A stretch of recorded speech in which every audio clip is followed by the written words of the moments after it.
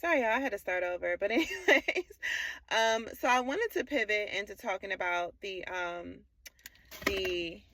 Armon Wiggins and Cardi B conflict.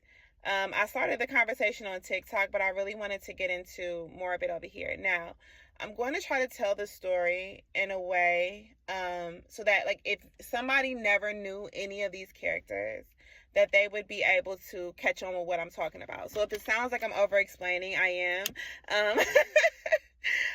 Somebody very important to me has, you know, they have gotten hip to my content, but they don't know any of the people that I'm talking about.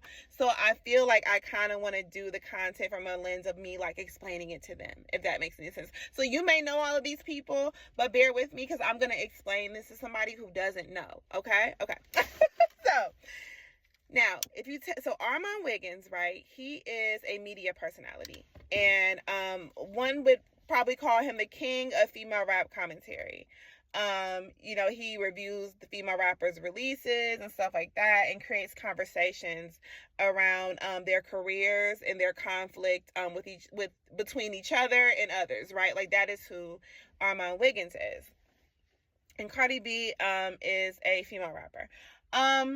So with that, I use that term loosely. No, I'm just joking. When Nikki say I use that term loosely, depending on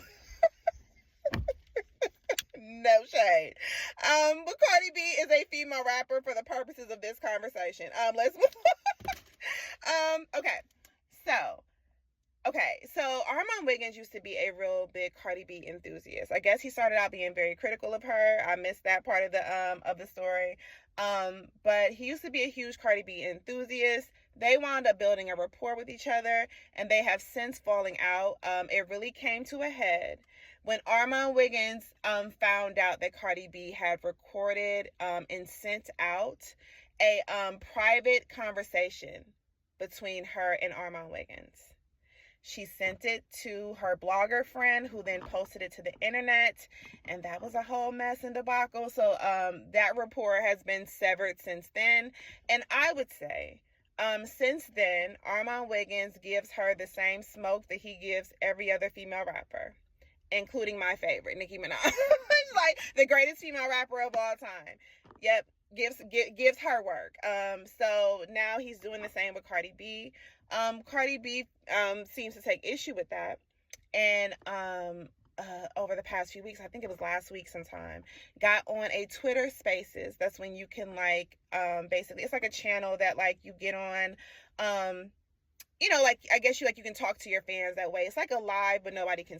It's like an Instagram live, but it's that people can't see you, right? I would say that's the best way I can explain it. She gets on the Twitter Spaces and makes what one would perceive as threats. I say that because she has sued. She sued a blogger before, so you got to be very careful when you talk about her, baby, because she will go to the law on your ass. So I'm trying to be very careful. Look, I don't mean no motherfucking harm, bitch. Listen, I ain't got 2 pennies to rub together. Please don't come get them. Child, gonna have my ass tied up, girl. My little $5, girl, gonna have me tied up. Anyways, so, making threats and then basically telling the entire internet his living situation, calling him evil, talking about the complicated relationship he has with his mom, and this, that, and the third. And this is because she does not like his commentary. So maybe a key part of the conversation that I'm missing, give you a little bit of context for this conversation, how we lead up to the threatening. Okay. So, Cardi B was hosting a Spaces. I can't remember when it was, but she was hosting a Spaces, I guess. And in the Spaces, I guess she was responding to a Barb, basically saying she don't know why a Barb would be expecting her album because she's going to outsell, right? She did not say Nicki Minaj's name. She did not say Nicki Minaj's album, but it was implied that is who she was referring to. And this is why I'll say that anybody who's been on Twitter knows that Cardi B is not shy about clearing up whatever narratives are out there about her, right? Or things that she said, okay? So Armon Wiggins had actually made a video about Cardi B saying that she was going to outsell Nicki. He made this video about this Spaces back when that audio first came out. And we have never seen her deny that up until 5 minutes ago. So that's why I think that people were comfortable thinking that she was referring to Nicki when she said her sophomore album was going to outsell, because there was no response to Armon putting it out there. There was no, I don't think that she ever cleared that up. If she did, I don't follow her. I just imagine that he would have, I follow Armon Wiggins. I imagine he would have address that. But if she did clear that up back then, please feel free to correct me in the comment section, right? So yeah, so she said she was going to outsell Nicki. Well, that's how we understood it.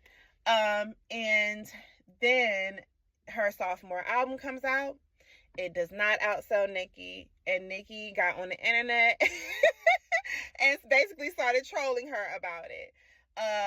They get into a nasty back and forth, and media and the internet began to do what it always does, right? Whenever Nicki Minaj is in conflict with people, no matter how aggressive or disgusting or whatever her opponent is, all of that goes out the window, and she is always labeled as the aggressor, and this is that and the third. And I think a lot of that has to do with the media apparatus around Cardi B, right? Because for anybody who pays attention to like urban media, there seems to be like a hear no evil, see no evil as it pertains to anything that Cardi B does, right? So Armon Wiggins goes on the Way Up with Angela Yee show, right?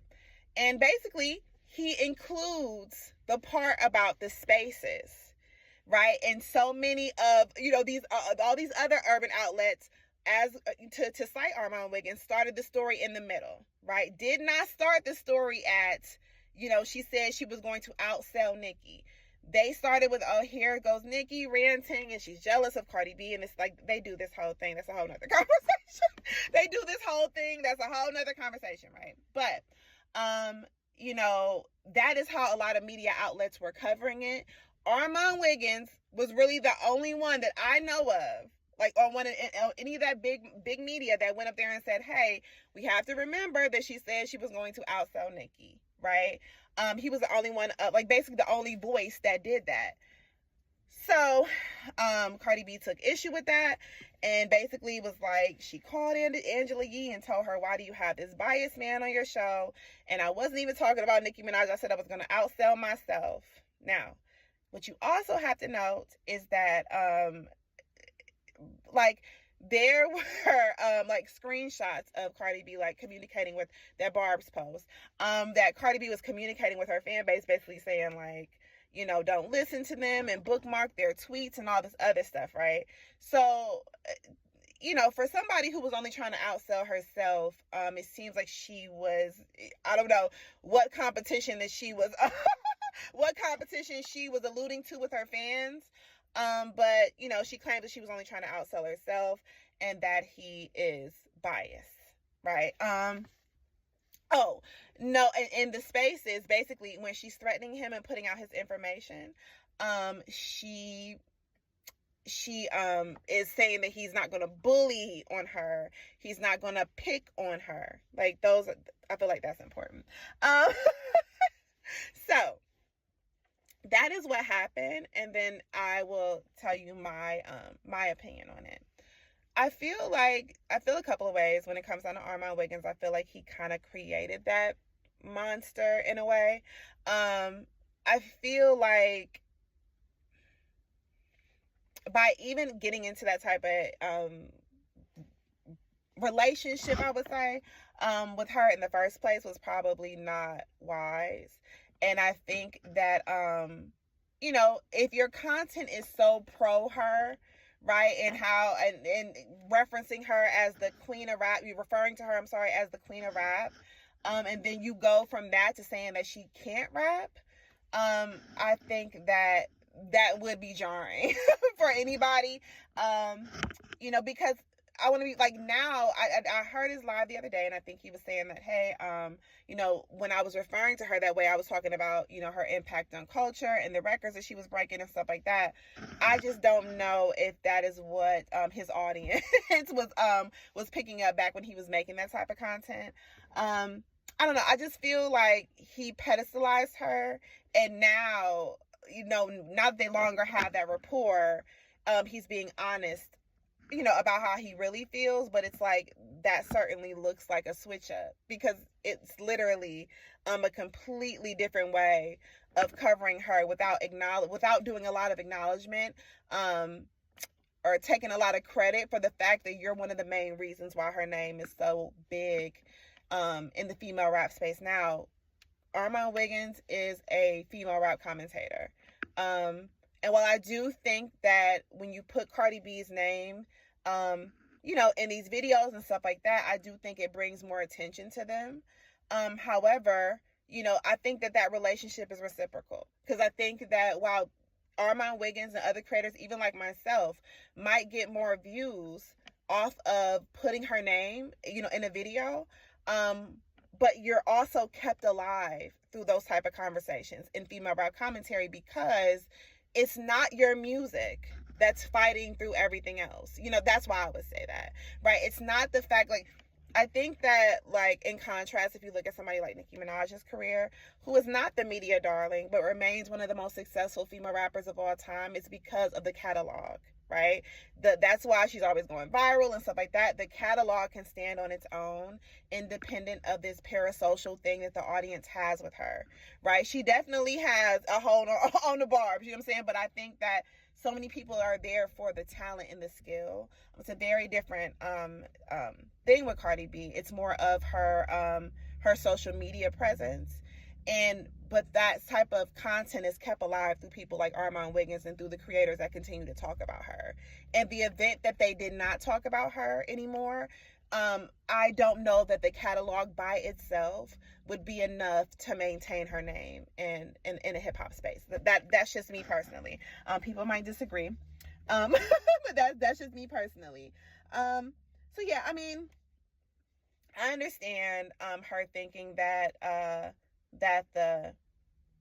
understand her saying, like, listen, you are switching up, or you're turning on me because of the way that you navigated the relationship, when you had a rapport with her, to now. I think that had you stayed objective, the entire time, but still just been respectful, I think that it would be very different. But to go from being like, just like she can't do no wrong until she can't rap, I do understand.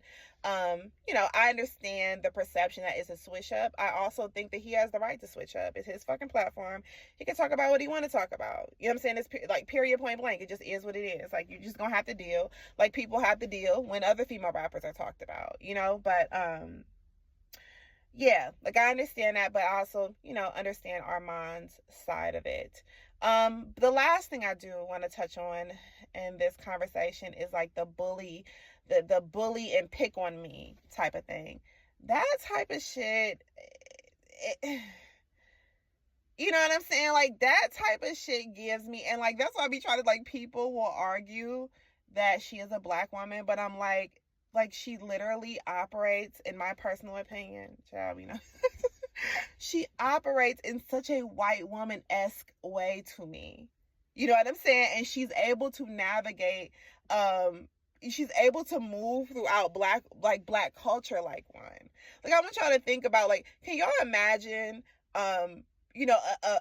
somebody dropping a diss against, what was that? Like Nicki, right? And Nicki saying that she's going to sue that rapper. Like, it would be like over with for Nicki. They would be like, oh my God, you're suing because of a rap beef. Y'all see how they did Drake, right? So I think that, like, her ability to threaten to sue Bia because, of a rap beef, I think that is like, and have media say nothing about it and it be completely acceptable. It's like a white woman. So, you know what I mean? It's like a... So, like, when you get into it with this black media personality who is giving you the same work that he gives every other female rapper, who is giving you the same work that your associates give other female rappers. I think like painting him as a bully or picking on you feels intentional. You know, only she can speak to her true intentions, but something about that gives, you know, it gives. I don't like, you know what I'm saying? That's what it gives to me, because it's just like, what is this victim? Like, is it Uchi Wally Wally or is it one mic? And it's like, that's what I don't like about it. I think that Armon can hold his own. You know, he don't really need he don't really need no help. But I really just, when I sit back, I'm like, what is this? Like, you know, because with anybody else, you saw motherfucking, you know, you saw motherfucking gangster, you saw this, that, and the third. So it's like, it's so funny to me that like the word choice is interesting, you know, for somebody who, you know, has the criminal history that we have. The word, like, who's bullying you? Or, I mean, I thought that you were bully, you know, pick on. Like, come on. There's something about that feels intentional in my personal opinion, but hey, it is what it is. So I'm about to get in here. I gotta go. I'm a single mom that worked 2 jobs, who love her kids and never stop, with a tender hand and a heart of a fighter. I gotta get my ass up here and cook this dinner and clean this apartment, try to get myself ready for work tomorrow. Again, let's start sharing practical ways in the comment sections if you can. And if you can't, let's start these conversations with our family members. You know what I'm saying? Start a little group chat. Let's start talking about ways that we can get out here and help each other, and then let's execute. You know what I'm saying? Do what you can. If it's something small, that's fine. Hold the door for somebody. Smile at somebody. Give somebody a compliment. You know what I'm saying? Try to, you know, just try to go out here and be the best person that you can. Don't be naive, and be safe. Right? Let's always have balance. But you know, let's just try to help each other out. Okay? All right. Well, you know, if you're into that thing, God bless you. And everybody that you love and all that you cherish.